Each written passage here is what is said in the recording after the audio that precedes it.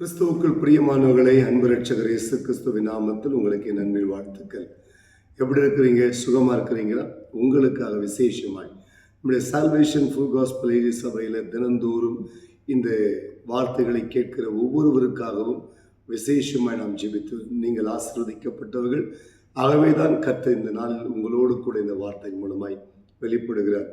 காலையில் எழுந்து கர்த்தருடைய சமூகத்தில் அமர்ந்து ஜெபித்து தெய்வத்தை மகிமைப்படுத்தி நீங்கள் செய்கிற எந்த காரியமானாலும் அது வெற்றியாய் முடியும். ஒருவேளை இந்த காலத்தில் எழுந்து ஐயோ தேவைகள் மிகுதியாக இருக்குது, இந்த தேவைக்கு நான் என்ன செய்வேன், பிரச்சனைகள் போராட்டங்கள் மிகுதியாக இருக்குது, எங்கே போனாலும் ஒரே வேதனை, எங்கே போனாலும் ஒரே துக்கம் என்று கலங்கி தவிக்கிறீங்களா?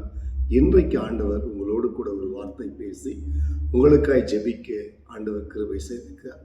ஆகவே இந்த வார்த்தைகளை ஜெபத்தோடு கேட்டு பாருங்க, நிச்சயமாய் இந்த வார்த்தை உங்களுக்கு ஆசீர்வாதமா இருக்கும்.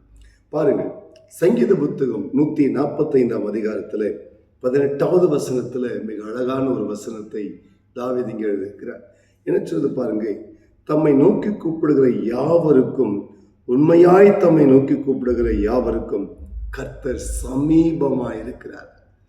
தம்மை நோக்கி கூப்பிடுகிற யாவருக்கும் என்று சொன்னது மாத்திரமல்லாமல் தம்மை நோக்கி கூப்பிடுகிற யாவருக்கும் கர்த்தர் மிகவும் சமீபமாக. அப்படியானால் என்னங்க, சமீபமாக இருக்காருன்னா உங்க பக்கத்தில் இருக்கிறார் என்று அர்த்தம். நீங்கள் கூப்பிடும்போது உங்கள் கூப்பிடுதலை கேட்க அவர் அருகாமையில் வந்து உங்கள் கூப்பிடுதலை அவர் கேட்கிறாரா? நீங்கள் சில நேரம் சொல்லுவீங்க, என் கூப்பிடுறதை யாருமே கேட்க மாட்டாங்க, என் பிரச்சனைக்கு ஒரு விடிவே கிடையாதுன்னு சொல்றீங்களா? கவலைப்படாதீங்க. உங்கள் கூப்பிடுதலை கேட்கவும், உங்கள் கண்ணீரை துடைக்கவும், உங்களுக்கு அற்புதம் செய்யும் தான் ஆண்டவர் உங்களோடு கூட இருக்கிறார். ஆகவே நீங்கள் அவரை நோக்கி கூப்பிட வேண்டும் என்பதை தேவன் தமது வசனத்தின் மூலமாய் தெளிவாய் உங்களோடு பேசுகிறார். ஆகவே நீங்கள் எல்லாரும் கூப்பிட்டுருக்கலாம். உலகத்தில் மனுஷங்க நமக்கு ஒரு பிரச்சனைன்னு ஒன்று வரும்போது, போராட்டம்னு ஒரு வரும்போது, தேவைகள்னு வரும்போது மனிதர்களை நாம் நாடி போவோம். ஆனால் சில உதவிகள் நம்ம இடத்தில் வராத போது மிகுந்த மனம் சோர்ந்து போய்விடும்.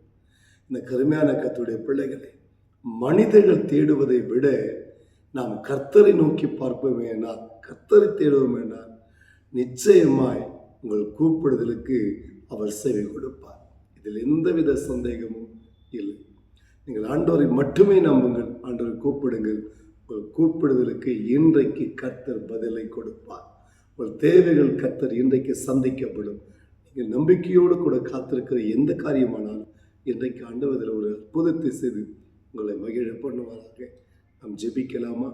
அன்பு பிதாவே, என்னோடு இணைந்து இதோ இந்த யூடியூப் வாயிலாய் இந்த வார்த்தைகளை கேட்கிற ஒவ்வொரு பிள்ளைகளுக்காக நான் ஜெபிக்கிறேன்.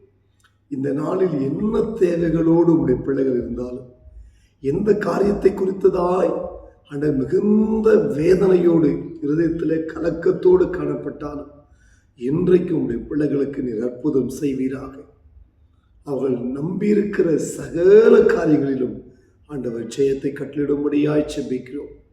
வேதத்தில் சொன்ன வண்ணமாய் கர்த்தரை நோக்கி கூப்பிடுகிற யாவருக்கும் அவர் மிகவும் சமீபமாய் இருக்கிறார் என்று வசனத்தில் உறுதியாய் சொன்னேரே.